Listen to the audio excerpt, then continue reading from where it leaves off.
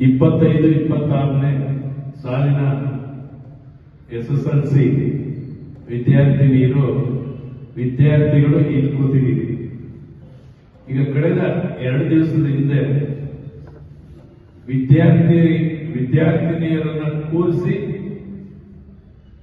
ಯಾವ ರೀತಿ examination prepare ಆಗಬೇಕು, ಯಾವ ರೀತಿ ಮುಂದೆ ಭವಿಷ್ಯ ರೂಪಿಸ್ಕೊಳ್ಬೇಕು ಅನ್ನೋದನ್ನ ಸವಿಸ್ತರವಾಗಿ ಹೇಳಿದೆ. ಇವತ್ತು ನೀವು ಬಯಸಿ ನಿಮಗೆ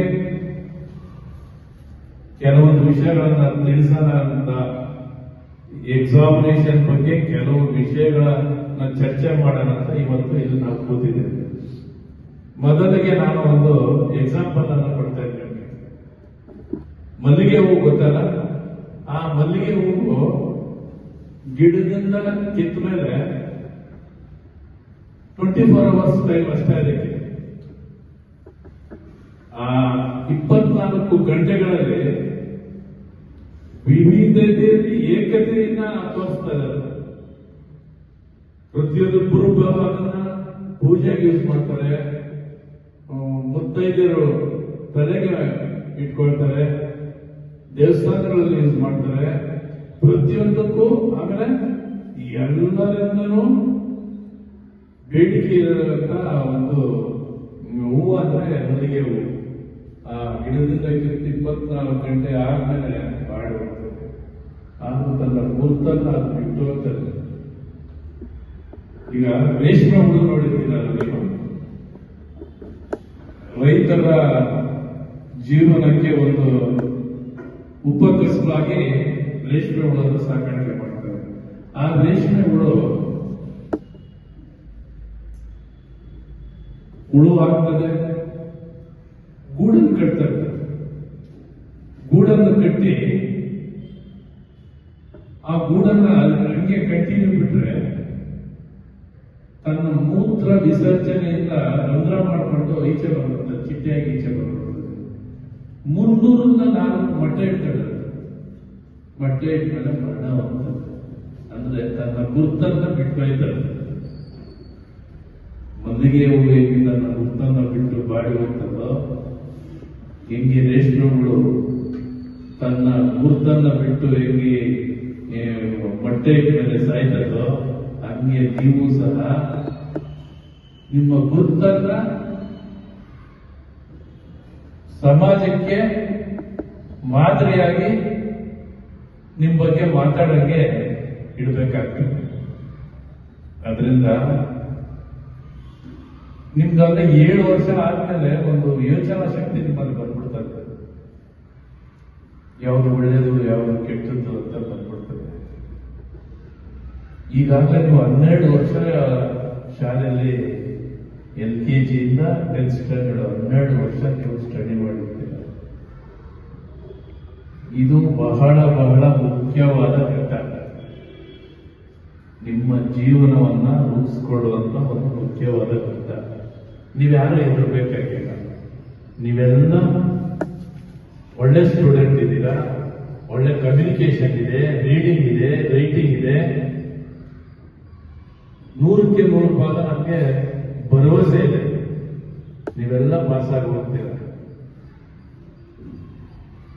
ಒಂದ್ಸಲಿ ನಾವು ತಂದೆ ತಾಯಿ ಬಗ್ಗೆ ಚರ್ಚೆ ಮಾಡೋಣ. ನೀವೆಲ್ಲ ಕಣ್ಮುಚ್ಚಿಕೊಂಡು ನಿಮ್ಮ ತಂದೆ ತಾಯಿ ಬಗ್ಗೆ ಒಂದು ನಿಮಿಷ ಥಿಂಕ್ ಮಾಡಿ. ತಂದೆ ತಾಯಿ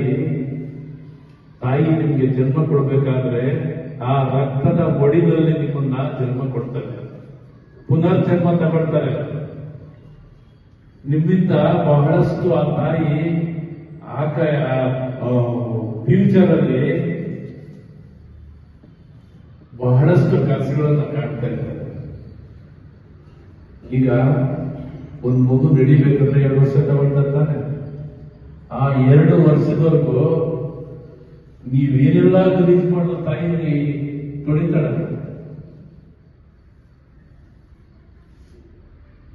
ಅಸಹ್ಯ ಪಡ್ಕೊಳ್ಳೋದೇ ಇಲ್ಲ. ಈ ಪ್ರಪಂಚದಲ್ಲಿ ಮಗನ್ನ ಅಕ್ಸೆಪ್ಟ್ ಮಾಡ್ಕೊಳ್ಳೋಂತ ಒಬ್ಬರೇ ಒಬ್ಬರು ತಾಯಿ. ಮಗ ಎಂತ ಕೆಟ್ಟ ಕೆಲಸ ಮಾಡಲಿ, ಏನೇ ಮಾಡಲಿ ಒಪ್ಕೊಂಡು ಹಾಕೊಳ್ಳುವಂತಂದ್ರೆ ತಾಯಿ. ಅದರಿಂದ ತಂದೆ ತಾಯಿ ಕಣ್ಣಲ್ಲಿ ನೀರನ್ನು ಬರ್ಸಕ್ ಹೋಗಬೇಡಿ. 9 ತಿಂಗಳು ಗರ್ಭದಲ್ಲಿ ನಿಮ್ಮನ್ನ ಸಾಕಿ ರಕ್ತದ ಮಡಿವಿನಲ್ಲಿ ನಿಮಗೆ ಜನ್ಮ ಕೊಟ್ಟು ಪುನರ್ಜನ್ಮ ಪಡ್ಕೊಂಡು 2 ವರ್ಷ ನೀವೇನೆಲ್ಲ ಗಲೀಜು ಮಾಡಿದ್ರು ಅದನ್ನೆಲ್ಲ ಕ್ಲೀನ್ ಮಾಡಿ ತನ್ನ ಮಗುನ ಹಬ್ಕೊಂಡು ಬೆಳೆಸ್ತಾ ಈ ಮಟ್ಟಕ್ಕೆ ಬೆಳೆಸ್ಕೊಂಡು ಬಂದಿರ್ತಾರೆ ತಾಯಿ ತಂದೆ.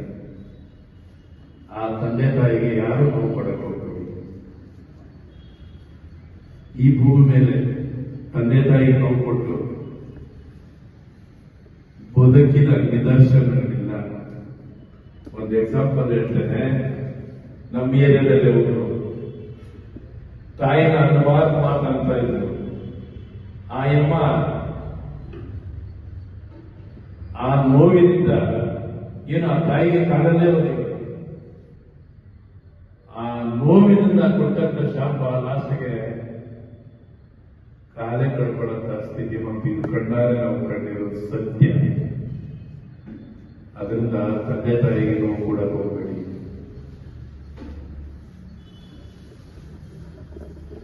ಈಗ ವಿದ್ಯಾರ್ಥಿಯ ವ್ಯಕ್ತಿತ್ವ ವಿಕಾಸವಾಗಬೇಕಾದ್ರೆ ತಾಳ್ಮೆ ಇರಬೇಕು, ನಂಬಿಕೆ ಇರಬೇಕು, ವಿನಯ ಇರಬೇಕು. ನಿನ್ನನ್ನೇನು ಅರ್ಥ ಮಾಡ್ಕೊಂಡು ಇಷ್ಟು ಅರ್ಥ ಮಾಡಿಕೊಂಡ್ರೆ ನಿಮ್ಮ ಜೀವನದ ಒಳ್ಳೆ ಹಂತಕ್ಕೆ ತಗೊಂಡು ಹೋಗ್ಬೋದು. ಮತ್ತೆ ಮೌಲ್ಯಗಳನ್ನ ಉಳಿಸ್ಕೋಬೇಕಾಗ್ತದೆ. 15 ವರ್ಷ ಈಗೆಲ್ಲ ನಿಮ್ಗೆ 14-15 ವರ್ಷ ಆಗಿದೆ. ಈ 15 ವರ್ಷದಲ್ಲಿ ನಿಮಗೆ ಮನೆಯೇ ಮೊದಲ ಪಾಠಶಾಲೆ ಅಂತ ಹೇಳ್ತಾರೆ, ತಾಯಿಗೆ ಮೊದಲ ಗುರು ಅಂತ ಹೇಳ್ತಾರೆ. 3ನೇದು ನಿಮ್ಗೆ ವಿದ್ಯೆ ಕೊಟ್ಟಂತ ಶಿಕ್ಷಕರು. ಈ 3 ಜನರ ಮಾತನ್ನು ನೀವು ಕೇಳಿ ಸಂಸ್ಕಾರ ಸಂಸ್ಕೃತಿಯನ್ನು ನೀವು ಅಳವಡಿಸಿಕೊಂಡು ಬಿಟ್ಟಿದ್ದೆ ಆದರೆ ಜ್ಞಾನಿಯಾಗಿ ಈ ದೇಶದ ಪ್ರಧಾನಿಯಾಗಿ ಅರ್ಥಶಾಸ್ತ್ರಜ್ಞರಾಗಿ ದೇಶವನ್ನ ಮುನ್ನಡೆದಂತ ಇತಿಹಾಸ ನಮ್ಮ ಕಣ್ಮುಂದೆ ಇದೆಯಲ್ವಾ. ನೀವು ಒಬ್ಬ ಅಬ್ದುಲ್ ಕಲಾಂ ಜಿ ಆಗ್ಬೋದು, ನೀವು ಕೆ ಆರ್ ನಾರಾಯಣ ಆಗ್ಬೋದು, ಸೈಂಟಿಸ್ಟ್ ಆಗ್ಬೋದು. ಇದು 100ಕ್ಕೆ 100 ಸತ್ಯ ಮತ್ತೆ ಆಗ್ತದೆ. ಬಟ್ ನೀವು ಸಂಸ್ಕಾರ ಸಂಸ್ಕೃತಿ ಗೌರವ ಇವೆಲ್ಲ ಬೆಳೆಸ್ಕೊಂಡು ಹೋಗ್ಬೇಕಾಗ್ತದೆ ಜೀವನದಲ್ಲಿ. ಆಮೇಲೆ ಆಟೋಮೆಟಿಕ್ ಆಗಿ ಆ ಸರಸ್ವತಿ ಆ ವಿದ್ಯೆ ನಿಮ್ಮನ್ನು ಬಂದ್ಬಿಡ್ತದೆ. ಆದ್ರಿಂದ ಯಾವುದೇ ಕಾರಣಕ್ಕೂ ತಂದೆ ತಾಯಿಗಳಿಗೆ ನೋವನ್ನು ಕೊಡಬೇಡಿ. ತಂದೆ ತಾಯಿಗಳ ಕಣ್ಣಲ್ಲಿ ನೀರನ್ನ ಬರ್ಸಬೇಡಿ. ಈಗ ಮುಂದೆ ನೀವೆಲ್ಲ ಕಾಲೇಜ್ ಹೋಗುವಂತ ಸ್ಟೂಡೆಂಟ್ 100% ಹೋಗ್ತೀರ. ನಿಮ್ಮ ಜೀವನದಲ್ಲಿ ಒಂದು ಉನ್ನತ ಮಟ್ಟಕ್ಕೆ ಹೋದಾಗ ತಂದೆ ತಾಯಿಗೆ ಮೋಸ ಮಾಡಬಹುದು. ನಿಮ್ಮನ್ನ ಓದ್ದು ಎತ್ತು ಬೆಳೆಸಿ 9 ತಿಂಗಳು ಬೆಳೆಸಿ ಬಗ್ಗೆ ಕನಸುಗಳನ್ನ ಕಾಣ್ತಾ ಇರ್ತಾರೆ. ಸರ್ವಸ್ವವನ್ನೇ ನಿಮ್ಗೆ ದಾರಿ ಆಗ್ತಿರ್ತಾರೆ. ಅರ್ಥ ಮಾಡ್ಕೋಬೇಕು. ಅವ್ರ ಕನಸನ್ನ ನನಸು ಮಾಡಬೇಕು. ಆ ತಂದೆ ತಾಯಿ ಗುರುಗಳ ಖುಷಿ ಇದ್ರೆ ನಿಮ್ಮ ಜೀವನ ಅಷ್ಟೇ ಉಜ್ವಲವಾಗಿ ಬೆಳೀತದೆ. ಆದ್ರಿಂದ